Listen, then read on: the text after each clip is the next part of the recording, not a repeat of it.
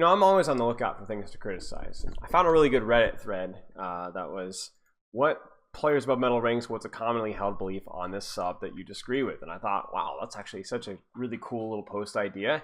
And I thought maybe this would be a fun little video to go through, because I think the irony here is that I'm going to be critiquing the critiques of feedback that other people give. So the feedback off of the feedback is going to get feedback. And I think that's where we're going to have a little bit of nuance. We're going to talk about the ideas and strategies themselves, and not just critiquing them when they're wrong, but also talking about the good ones and what I think about them as well. So I looked at this post, and we're going to go into it just immediately fresh. First criticism I have is that they're using Lifeweaver as a banner. I mean, come on. Player life is often bad advice. It should be more like don't die, changing some value. People take this way too seriously. Play too passive. Also more worth if you can trade 1 or 2 with certain create space. Addition to attack. If you're constantly playing your life, you'll solve and just lose it. Yeah, this is actually really good advice. I mean, how many times have you guys heard as a support player, you're just need the priority number 1 is staying alive? And for whatever reason, it's the big thing with tracers as well. And I think the problem with that advice is not that it's necessarily bad intention. The problem with that type of advice is always how it's executed. You see, you have to understand not just the advice itself, but how it's going to get construed. See, that's why you have to be very careful about giving even good advice to lower ranked players, because the way that they interpret it is not always 100% accurate. Now, that's something that I've had to be very careful with in my own advice, and I'm still working at, because sometimes I will coach the right thing, but they will not understand it the right way. And so then they'll go and execute it and feed like morons, not knowing what they're talking about. For example, tracers, stay alive in the backline. When I coach a tracer, keeping themselves alive, use of cover and pressure, and not necessarily all-in for picks is a really important thing. However, understanding pressure versus picks and understanding when you need to be playing more of your life and when you need to be playing more aggressively is a really important skill. And just saying don't die as tracer is lazy advice. You can't simplify it just down to that. It's not good advice. It's going to force bad habits. It's going to be bad. And the same thing goes for supports as well. So this one gets a big, nice thumbs up for me. I need a good check mark thickness here. The problem with that campaign is you go green and then you go red, it just doesn't work. So this one's good. I agree with that one. Okay, let's keep going here. Not joining voice chat is a good way to play. I win significantly more games than at least a couple people on the team are in communication.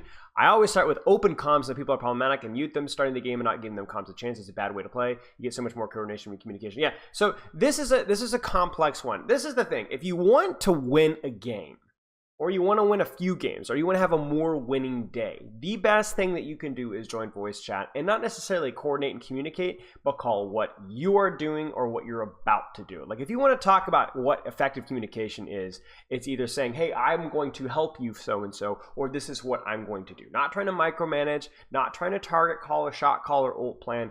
It's just basically saying what you're going to do and who are you helping. And I think that's a really, really effective way to communicate. The problem is that's a very short-sighted way of looking at it in a ranked experience. Now, I talk about this from experience. I was a big shot caller in ranked. I played all the way up to Grandmaster, from bronze to Grandmaster. I was in voice calls off and on throughout that entire experience. And I've also experienced completely leaving voice chat and seeing how that goes. And basically, let's put it this way. If you want to win a game, communicate. If you want to be able to consistently train without getting frustrated and or losing your mind, don't communicate.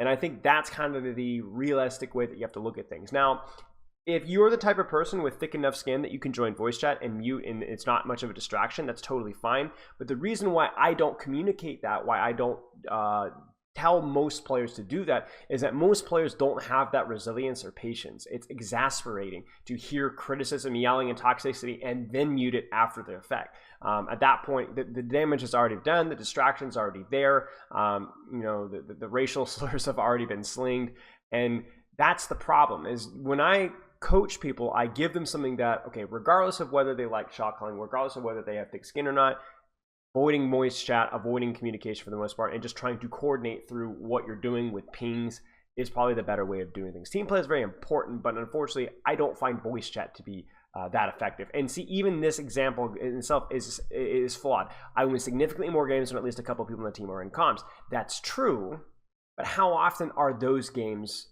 happening? You see, you being in voice chat alone isn't good enough. You also need other people to be working with you. So you could be part of the change that you want to see in the world, but also that risks exposing yourself to criticism, that risks exposing yourself to an overall bad game experience. And we're not talking about social change. We're talking about a video game here.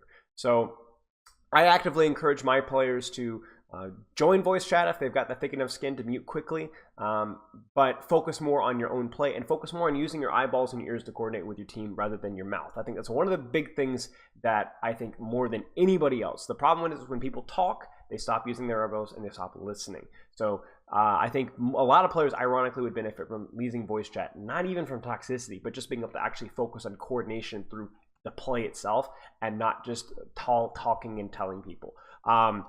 This gets a problematic. We'll give this a circle. It's good, but again, the way that this advice is being delivered needs a little bit more context and okay. Okay, we'll keep skipping through here. I'm not going to be checking every single little response here. I want more of the advice itself. Elo hell exists. If you're good enough, you'll climb the ranks. Simple as that. There's a reason people in Grandmaster can get multiple counts of game because they're good. They don't matter. I feel like this shouldn't even need to be explained. Damage. No, I'm not saying awkward is wrong. I'm saying you don't understand what awkward is saying. Forcing your entire team to play passive because you want to do damage is not going to get you above silver. Forcing your Ryan to be a shield bot, your Reaper to go helping your members much better than awesome warriors. Find a balance and do damage for every possible second without hurting your team.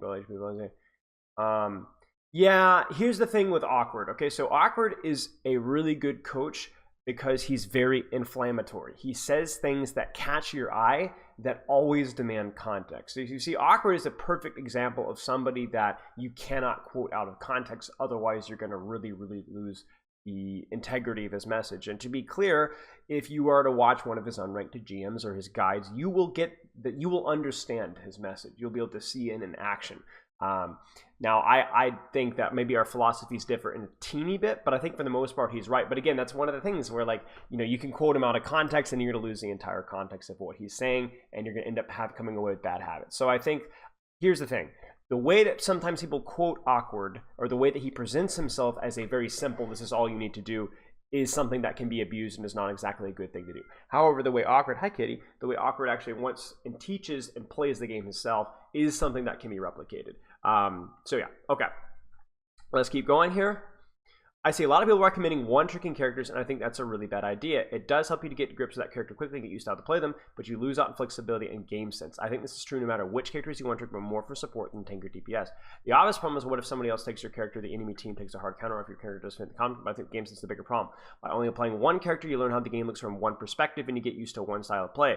But what you don't learn is how certain characters are going to interact with you and what their abilities are. For example, one of the things that helped me as an Ana versus Echo was playing Echo. I learned how dependencies and equivalents being up as well as when they were. This is when I was on again.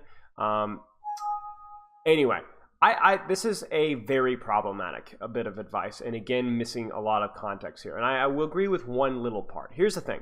I don't encourage new players to ever one trick. I think new players, really new players, should be trying to play as a little bit of everything. If you're not playing every hero in Overwatch, at least for 2 or 3 hours, you're trolling. You're screwing yourself over. You need to try to play every single hero as you possibly can, just so that you understand more of what the kit does, and to do a little bit what they're saying there, where you understand kind of what the hero does, how it feels, what its strengths and weaknesses are. A very surface level understanding, and also discover what you enjoy doing. However, what I like to do is called cyclical specialization, or micro mesocycles, where you put an emphasis on 1 or 2 heroes, and then if you want to swap, you could do that. But if you put extra emphasis on one hero, this becomes sticky skill, right? This decays very slowly. For example, how many of you guys out there have a hero that you are very, very, very good at, maybe didn't play for a long time, but then pick back up again, and you were able to pretty much build your skills up pretty quickly here?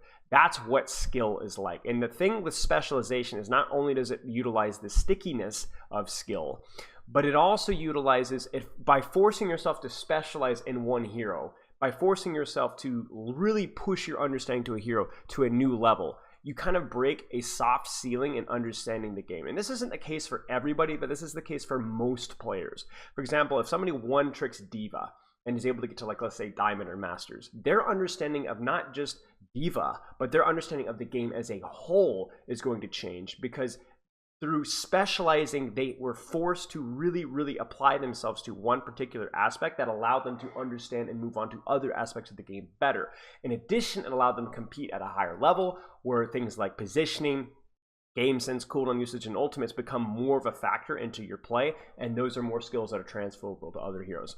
In other words, once you get your base level of competency, it's the game. You have a decent number of hours. Specialization is actually how you get good at the game. It's the most efficient way to get good at the game. And you can change from hero to hero to hero to hero. But I would recommend one tricking or two tricking until you get to a certain level. And then if you want to decide to move on to another hero, that's fine. The problem with this advice is the jack of all trades isn't really the best way to learn things. You need to specialize a little bit. I think like shifting up that specialization is good, but if you're just very broadly putting your skills in a lot of different buckets, you're never going to reach a level of understanding with any hero that's really going to allow you to master the game. And not to mention, if we're talking about improvement, that's definitely the case, but it's even more so if we're talking about ranking up. If you want to get to a higher rank, there isn't a faster and more efficient way than there is to one trick through just understanding your matchups and your heroes. The best way to get better at Doomfist is to just play Doomfist, right? At a certain level, you just need to specialize. This is a little bit of a naive, which is ironic, in terms of understanding not just the game, but understanding learning as a whole. You need to specialize at some point. Now, I'm a big fan of range and multiple skill sets and the whole Renaissance mindset, right? Having multiple skills. But the way that that's usually done a lot of the time is not just through applying yourself broadly, but applying yourself specifically and at multiple different times. I mean, I have had many times in my life where I applied myself specifically to a specific skill and then moved on, and then applied myself specifically to a different skill and moved on. And every single time I'm learning and growing as a person along that way. And I think if you're very broad and not really specializing, then I think that you're missing out. I don't agree with this. I think that you need that bit of specialization to reach new levels of understanding within a hero in the game as a whole. And I also think the thing with like knowing how to play, lose out on flexibility, losing out on counters, I think that's not correct. If you care, I don't agree with that at all. I'm interested to see what rank this person is, because anyway, that playing competitive equals climbing. Actually playing with people you're in skill level, you're not really going to see who must SR gain or loss. Most of them are going to plateau somewhere and stay there forever, especially going to play the game exactly the way they do. This is 100% right. This is 100% right. I think most people don't realize this, like that when you play the game, there is no guarantee to rank up. The game is just to play the game and compete. The only way that you rank up is if you perform better than your opponents. And I think people's perception of their own play is also extremely inaccurate a lot of the time. So there's no guarantee that you're going to rank up. Like you don't get the gold star for showing up. So yeah. Okay. Don't bother shooting. Ignore the enemy ball. Get me a bunch of other plays. Get a ton of free elo. It might be single which I've seen this. And I see water spray. Mixed. The problem with this is that people that have no business shooting the ball shoot the ball. If you're a Ramatra Nemesis form, your job really isn't to shoot the ball unless there's literally nothing else to shoot. If you're a Sigma, please stop trying to shoot the ball if you haven't CC'd the ball and there's other things to shoot. There are certain heroes, same thing applies to Genji, like a Life Weaver. There's certain heroes that don't have that consistent high damage output that they're able to, whether it's the projectile or the range difference, but it's not the highest return on investment. Giving the ball attention when you actually don't have any serious kill threat under the ball is giving the ball more value. What Rob doesn't understand here is that by people shooting him and not actually getting the kill, that's giving the ball even more value. Now, if I'm a Zenyatta and a ball slams into I'm probably going to discord him and I'm probably also going to shoot him because that son of a gun's going to take a lot of damage from me. If I'm a Cassidy, he's pretty good. Soldier can do pretty decent damage. I'm trying to think of any else. A Diva can do pretty decent damage to ball. There's a lot of heroes that can do a lot of decent damage to ball. The problem is it's the wrong heroes usually. Or if you're focusing a ball in a mid-fight when there's a Zenyatta at point-blank range right in front of you, then that's a mistake too, right? Hint, Winston players, please don't peel the ball. Trade backlines. That's not what you need to be doing. So I think it's, again, demands context, but the ironic thing is that don't focus ball demands for context. And this individual is getting, not upset, but saying, hey, that's terrible advice, but it also fails to give context. So, it's social media. Context is going to be missing a lot, but unfortunately, this does not get the thumbs up for me. It's contextual. Okay. Common stuff I see that I disagree with. A third of your games are not winnable.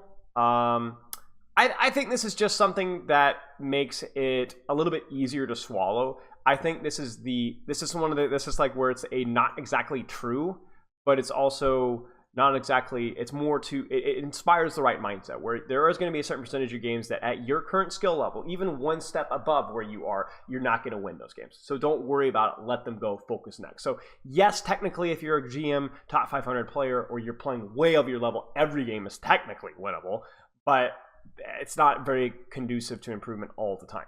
You must swap uncountered. I don't know. I assume that at this point in the Overwatch University, this isn't an advice anymore, right? Hard counters exist. Yeah, I agree that there's very few, if any, hard counters. Pretty much anything into the matchmaker forces 50.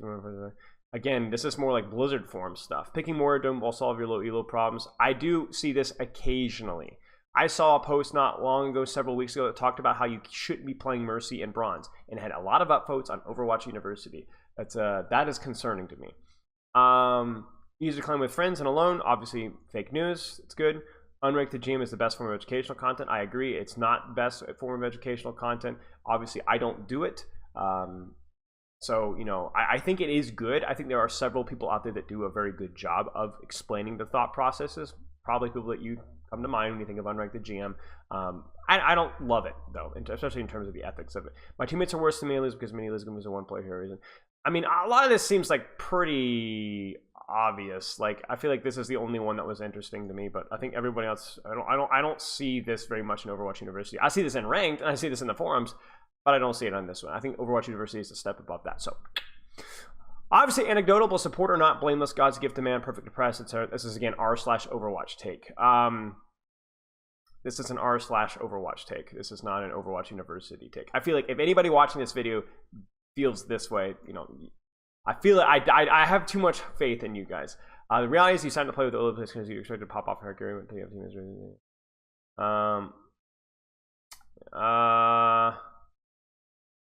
A great thing on his players and like the micros or something an hour or something when they made this in rather than a big picture like positioning awareness. This is true, yeah. Like spending a lot of time watching high rank players make little micro decisions and understand the matchups isn't that important, right? Karq's one trip for each hero is not going to make you rank up. It's a fun video to watch and it's helpful in watching, you know, Kabaji pop off and Tracer is fun, but it doesn't help you as much.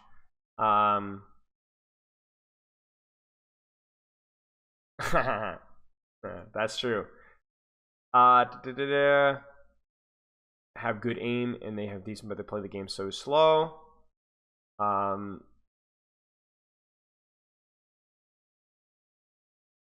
don't know what it's like in Lily. Don't tell me you can't do anything. Yeah, true. Okay, good stuff. Fair. I'm trying to say if there's anything interesting to discuss here.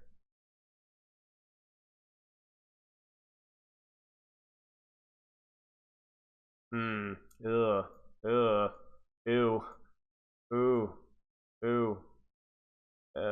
I don't like this advice. This is accurate that you should not be only doing damage, but this is the opposite of it where damage is bad. You're not top 500, so trying to do damage. This is not only bad advice for, you know, climbing, but it's also bad advice for improving as a whole. If you need to be limit testing a little bit. I do not agree with this advice at all. I think this is actively bad advice. How are you supposed to get top 500 if you're not pushing the limits? You know, this is completely missing context. You know, ugh, don't like that.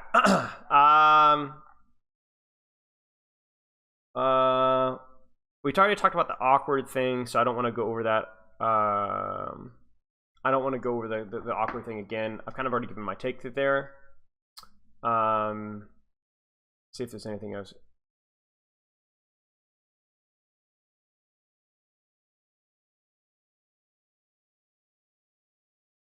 Yeah, it's better to one target someone who's gotten a mid-GM on every because of flexibility and effectively understanding the entire cast scores isn't required, but someone who's understanding the game works. Like we've already talked about this as well. I'm not going to repeat myself there.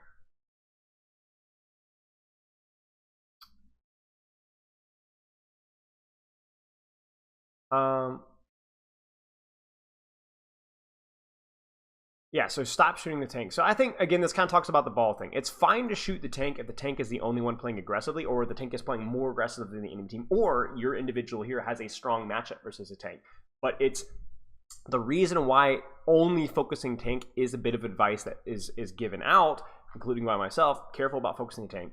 is because it is a very common problem for lower ranked players. Obviously, there's context there. A lot of these are a lot about asterisks, but I think like it is worth pointing out that most lower ranked players, 90% of lower ranked players, put too much emphasis on locking on tank because it's easy. Okay. This is again another concerning thing. Counterpicking is a part of the game, and the easiest way to have an advantage before the fight even starts. Again, this is very short-sighted. It's very short-sighted. I'm a little bit concerned about the number of times that we're seeing this in here. Come on, Overwatch University, we could do better. Okay. Anyway, I don't want to harp over this too much more. Let me know if you guys have any of your takes in the comments. Any of you higher ranked players, what are some common takes that you see that lower ranked players need to hear? Let me know if you guys have any questions in the comments. I will do my best to answer them, and I hope you enjoyed the video.